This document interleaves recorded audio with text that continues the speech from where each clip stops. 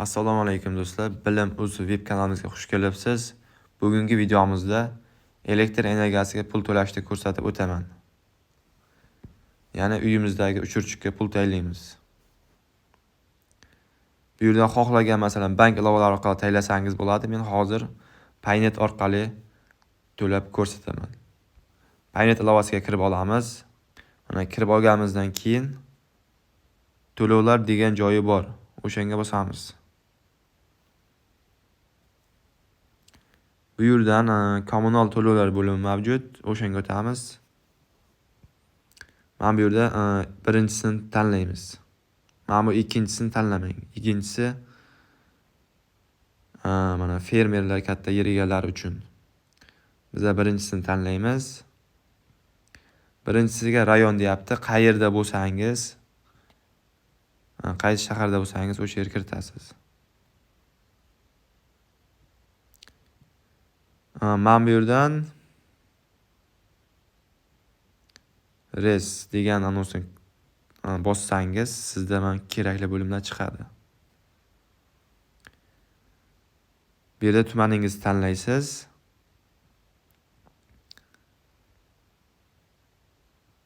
Elektr energiyasi uchun mana bu yerdan o'zgartirishingiz ham mumkin. Bizlar elektr energiyasi uchun tanlaymiz. Shu shunday.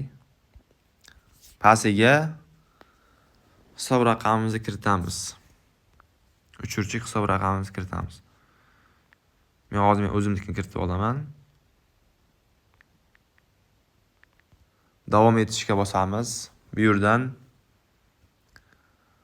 summani kiritamiz. Masalan, men 50 ming so'm taylamoqchiman. Minimal do'stlar. Bu yerda 500 so'm. Maksimalni bilmadim. Xo'sh, 50 ming to'lab ko'rsatyapman sizlarga. Mana bu yerda ma'lumotlarni ko'rish degan joyi bor. O'shanga bossak, mana chek raqami degan bu yerda. Bu yerda asosiy joylarni tushuntirib o'taman. Slado degan joyi summasi, hozirgi balans. 134 ming so'm puli bor ekan. Mana oxirgi to'lov 500 ming so'm taylaganman oldin. Mana bu yerda familiya, ism, sharif, ya'ni o'chiruvchining egasining ism, familiya, sharifi. Bosh harflar yozilgan bo'ladi. Ism bilan familiya faqat. Mana pastida mana hisob raqam deb qo'ygan, mana tergan hisob raqami. Eng kerakli joylar mana bu yerdan oxirgi to'lov va Slado. Mana bu Slado minusga o'tgan bo'lsa, sizda minus qilib ko'rsatiladi bu yerda. Minus qanchadir summa yozib ko'rsatiladi. Agar mana shu turgan bo'lsa, minus yo'q bo'lsa oldida, demak plus bor. Agar plus yo'q bo'lsa, minus turadi oldida. Slado degani bu summa. Hozirgi balans. Bu yerga mana to'lash degan yozuv bosamiz.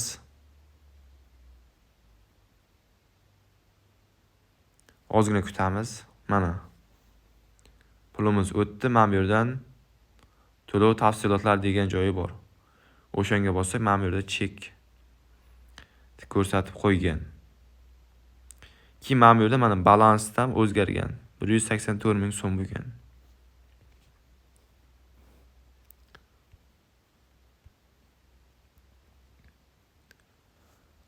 Agar do'stlar sizga videomiz yoqqan bo'lsa, kanalga obuna, like bosib qo'ying. Keyingi videolarimiz nima chiqishi kerakligi haqida kommentariyada o'z fikrlaringizni yozib qoldirsangizlar, shunga qarab keyingi videolarni chiqarib boramiz.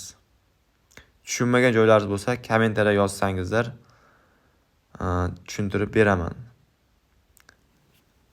Agar aniqroq ma'lumot kerak bo'lsa, masalan, tushuntirmoqchi bo'lsak, Telegram kanalimizga o'tishingiz mumkin. Telegram kanalimiz manzili video ostida va kommentariyada yozib qoldiraman.